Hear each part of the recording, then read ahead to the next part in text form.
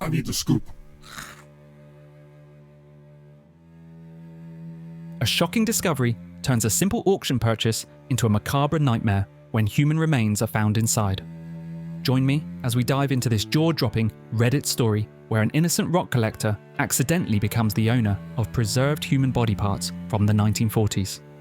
You won't believe what this unsuspecting buyer found in a box of science stuff, and the ethical dilemma that followed when 2 human fetuses in jars were among the grim discoveries.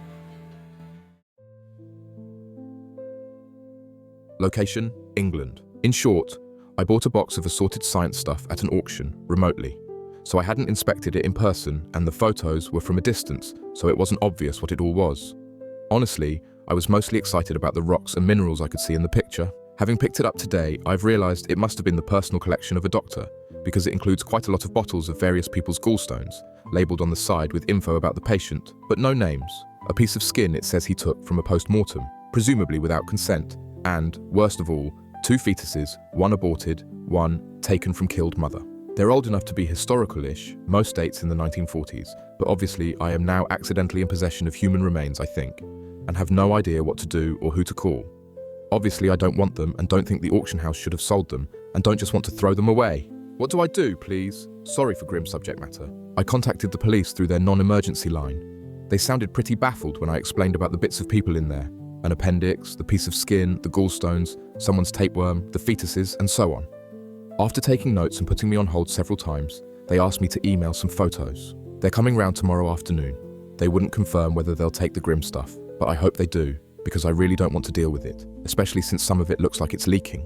I feel extremely weird about owning a fetus from a woman who didn't agree to it being taken, and would probably be horrified to think it's in a jar in some random person's house 80-odd years after she was killed.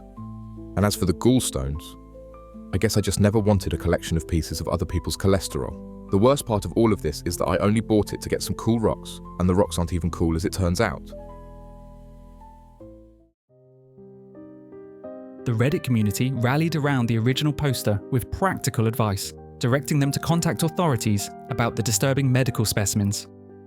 As the original poster waited for police to arrive, they grappled with the moral weight of possessing human remains taken without consent. Just one day after the initial discovery, the situation would take a significant turn when law enforcement finally assessed the macabre collection. Hello, thank you for the help with my post yesterday. Lots of you asked for an update, so here it is. Quick recap of the situation. I often buy interesting old and unwanted stuff at auction. My local auction house still does in-person auctions, which you can either go along to yourself, or you can watch the live stream and bid online. You can also place bids on lots from their website without seeing the item in person. This is how I ended up buying a box of miscellaneous scientific stuff, which I thought might contain some cool rocks and equipment. The rocks, as it turned out, weren't that cool, but the box ended up being the personal collection of weird stuff of a doctor who was practicing around the 1940s. There were bottles, so many bottles, of gallstones, a worm found in a child, an appendix, some skin, and sadly, 2 human fetuses in jars. I didn't want this stuff and didn't know what to do with it, so I asked my most knowledgeable friend, and she said to post anonymously for advice. Lots of recommendations pointed me toward talking to the police non-emergency number, and failing that, universities, hospitals, museums, and some kind of macabre social media account. To the person who messaged me offering photos of their gallbladder operation. I'm not into gallstones. I have no desire to see that, thanks. The update. After a lot of hold please, and there was an appendix in there, and human fetuses, and how was this box described, and how much did you pay for this? The police made an appointment to come round and see the box at 4 p.m. today. They have just left and thankfully took all the human samples with them. This is a huge relief to me as I didn't want it and also didn't want the responsibility for disposing of it properly. The police were pretty surprised by the call apparently. Sorry to the lady next to the call handler who was apparently eating pasta when she heard about the stuff in the box. But they've spoken to the Human Tissue Authority who are going to help them dispose of it all properly. Apparently, it shouldn't have been sold without the auction house having the appropriate license. So they're going to speak to them, but not in a punitive way, more of a heads up. It will be recorded as a crime, but no one's being punished or anything.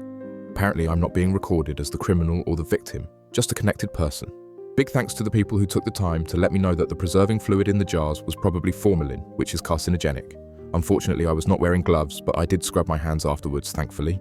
At least one of the jars had leaked quite badly. The appendix had no liquid left, and you could see the lid of one of the other jars was almost eaten through as well. So I wish I'd been more careful, but at least I know now. and someone's informing the auction house too, as they obviously handled it also. I did ask if the family of the older fetus could be traced, because although the fetus would be in their 70s now if they'd lived, it says on the label that the mother was killed, so she hadn't given consent for her baby to be removed and put in a jar forever. I thought there might be a family out there somewhere who'd like to lay her unborn child to rest, perhaps with her. The police weren't too confident of finding out whose fetus it was because there's not much info on the label, no patient names or anything, but they said they would try. The other fetus was from an abortion, so although I suspect, again, the mother didn't consent to it being put in a jar and eventually sold to this random woman, at least I guess she probably didn't want it back. I suspect her family wouldn't even have known she had the abortion, so not much reason to try to trace that one. The police asked if I'd like to be updated with what happens to the samples, to which I've said yes. I would particularly like to know that the 2 fetuses are put to rest somehow and don't end up, as some people suggested in the comments and my messages, as attractions on someone's social media or sold for profit. The other stuff might have some educational use maybe, I don't know. I don't mind if that ends up in a museum or something if it's helpful to future medical students. Finally, I've put pictures of the contents of the box in an album if you want to see them. I hope it goes without saying that this does not include the 2 fetuses, although the labels are there so you can see I wasn't making it up. Obviously caution is advised. Many grim gallstones and worms and whatnot in there, as well as what seems to be one of the things you put in people's mouths before anesthetic existed, a medicine spoon, a weird box contraption that was apparently for bloodletting, and some other bits I can't identify. There are some slides, but whatever was on them is mostly gone, it looks like. There's a piece of paper with the doctor's name on if you want to see who he was. There's a picture of the auction listing in there too, so you can see how I thought I was buying a box of rocks with some bottles of smaller rocks. It really wasn't obvious. I spotted the radiometer near the back and all the mineral samples and thought it was just cool science equipment and types of rock. I would never have bought it had I known the horror that is. I've just handled a stranger's appendix in a jar from the 1940s and the liquid is leaking. Also, it causes cancer. What a Monday that was. Thank you all again for your help, and I feel much better now those things are out of my house. Sometimes the most ordinary purchases can lead to extraordinary ethical challenges that test our humanity. The original poster's compassionate handling of these human remains shows remarkable respect for the dignity of those involved. Subscribe to stay updated on any developments about the final resting place of these preserved specimens. Share your thoughts on medical ethics and historical artifacts in the comments below, and check out our recommended video for more unexpected discoveries with profound moral implications.